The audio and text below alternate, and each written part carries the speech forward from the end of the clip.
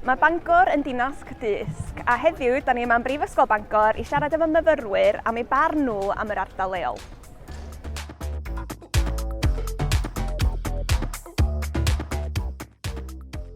I allu siarad mwy o Gymraeg. Dwi o Abertawe yn reiddiol a does am Cymraeg yna o gwbl, really. Mae gen i darlithwyr sy'n y pobl gorau yn Nghymru i gael ddysgu ganddo fo.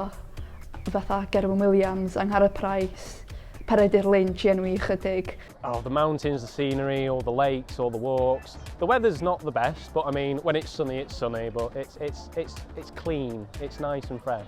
Well, after looking at it, it's the best uni for my course, being by the coastline and me doing marine biology and zoology.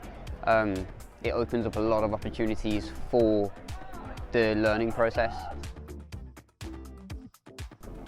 Wel, erbyn wan, mae lot o bethau online anyway, fel Zoom calls mewn meetings, so mae lot o bobl, wrach bod nhw'n gweithio ar rhywle fel Chester neu Lerpwl math, wrach bod nhw'n adra 4 diwrnod yr wsos, a gorfod mynd fewn i'r office unwaith yr wsos.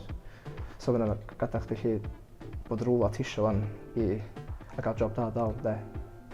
Personally, I prefer, just kind of rural areas with more open space. Cities are good, but personally I'd stay in Bangor. The area around here is a bit run down, it is a bit lowly, but it's not, if you look at it properly, it's actually heritage of the area. So you've got the cathedrals and the high street, that's all been there for years, hasn't it? Hundreds of years, and it's not run down, it's old and unique, and it's cultured. Dwi'n mynd mynd i mewn i Fangor yn aml, fatha, neu mynd i Boots neu Superdrug os dwi angen. Mae'n ddrwg iawn, dwi'n meddwl yr unig reswm sy'n ni'n mynd i'r stryd fawr dyddiau yma yw i gyrraedd Cube sy'n ar pen y stryd fawr. So da ni'n mynd yna, ond pan da ni wedi meddwi a da ni'n mynd siopa yna. Mae'n lle ni ma'n bod Debenhams wedi cael, dwi'n meddwl, oedd hwnna'n peth mawr ar stryd fawr, oedd yn hybu lot o bobl. Ond yn sicr dwi'n meddwl bod angen gwella'r stryd fawr. Ar y funud, dwi'n mynd yna, tu allan ni, mynd mewn i pub o falle. Ond mae siopa'n cael yna, os ti angen rhywbeth, ti'n gorfod mynd ffordd at Tesco neu ti'n gorfod mynd i Caernarfon neu Llandudno.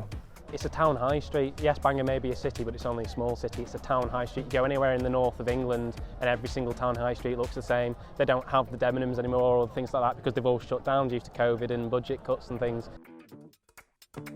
Said, but all right. Midway through an interview in a pint. Sorry. You owe me a pint.